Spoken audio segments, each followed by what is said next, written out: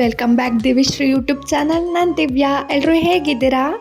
ಇದು ನನ್ನ ಬರ್ಡೇ ಮತ್ತು ಅದ್ರ ನೆಕ್ಸ್ಟ್ ಡೇದು ವ್ಲಾಗ್ ಆಗಿರುತ್ತೆ. ನಿಮಗೆ ಇಷ್ಟ ಆಗ್ಬೋದು ಅಂತ ಅಂದ್ಕೊಂಡಿದ್ದೀನಿ. ಇಷ್ಟ ಆದರೆ ಪ್ಲೀಸ್ ಒಂದು ಲೈಕ್ ಮಾಡಿ, ಹಾಗೆ ಸಬ್ಸ್ಕ್ರೈಬ್ ಮಾಡೋದು ಮಾತ್ರ ಮರಿಬೇಡಿ. ಸಪೋರ್ಟ್ ಮಾಡ್ತಾನೆ ಇರಿ ಅಂತ ಕೇಳ್ಕೊತೀನಿ. ಮಾರ್ನಿಂಗ್ ನನ್ನ ಬರ್ಡೇ ದಿನ ಅಂದರೆ ನನ್ನ ಹಸ್ಬೆಂಡ್ ನೈಟನ್ನು 12 ನನಗೆ ವಿಶ್ ಮಾಡಿದರು, ಕೇಕ್ ಕಟ್ ಮಾಡಿಸಿ. ನೆಕ್ಸ್ಟ್ ಮಾರ್ನಿಂಗ್ ನಾನು ಫ್ರೆಶ್ ಅಪ್ ಆಗಿ ಅವ್ರಿಗೆ ಅಂತ ಟೀ ಮಾಡಿಕೊಟ್ಟೆ. ಹಾಗೆ ಅವ್ರಿಗೆ ಅಂತ ಪರೋಟಾನೂ ತಿಂಡಿಗೆ ನಾನು ರೆಡಿ ಮಾಡಿದ್ದೆ. ನೆಕ್ಸ್ಟು ನಾನು ಯಾವುದೇ ವೀಡಿಯೋ ಶೂಟ್ ಮಾಡ್ಕೊಳಕ್ಕೆ ಹೋಗಲಿಲ್ಲ. ಈವ್ನಿಂಗ್ ನನ್ನ ಬರ್ಡೇ ಸೆಲೆಬ್ರೇಟ್ ಮಾಡಿದ್ರು. ನಂಗೆ ತುಂಬಾ ಖುಷಿ ಆಯಿತು ನನ್ನ ಬರ್ಡೇ ಸೆಲೆಬ್ರೇಟ್ ಮಾಡಿದ್ದು. ಹಾಗೆ ನಾವು ಪಕ್ಕದ ಮನೆ ಇರೋ ಎಲ್ಲರಿಗೂ ಸಹ ಊಟಕ್ಕೆ ಕರೆದಿದ್ವಿ. ಎಲ್ಲರೂ ಸಖತ್ ಎಂಜಾಯ್ ಮಾಡಿ ಊಟ ಮಾಡ್ಕೊಂಡ್ವಿ. ಸಖತ್ ಖುಷಿ ಆಯಿತು. ನನ್ನ ಬರ್ಡೇ ಮಾತ್ರ ತುಂಬ ಸೂಪರಾಗಾಯಿತು. ಇನ್ನು ನೆಕ್ಸ್ಟ್ ಡೇ ನಾವು ಬೆಂಗಳೂರಿಗೆ ಹೋಗಿದ್ವಿ. ನಾನು, ನನ್ನ ತಂಗಿ ಮತ್ತು ನನ್ನ ಹಸ್ಬೆಂಡ್. ನನ್ನ ತಂಗಿ ಬೆಂಗಳೂರಲ್ಲೇ ಅವಳು ಓದ್ತಾ ಇರೋದು. ಏನಂದರೆ ನಾನು ಕೃಷ್ಣನ ಭಕ್ತೆ. ನನಗೆ ಕೃಷ್ಣ ಅಂದ್ರೇ ತುಂಬ ಇಷ್ಟ. ಸೊ ನನಗೆ ಕೃಷ್ಣನ ನೋಡೋದೇ ಒಂದು ಅದೃಷ್ಟ. ಅದಲ್ಲದೆ ನನಗೆ ಅವತ್ತು ಹನುಮ ಜಯಂತಿ ದಿನ ಉತ್ಸವನ ನೋಡೋ ಅವಕಾಶ ಸಿಕ್ತು. ನಂಗೆ ಸಖತ್ ಖುಷಿ ಆಯಿತು.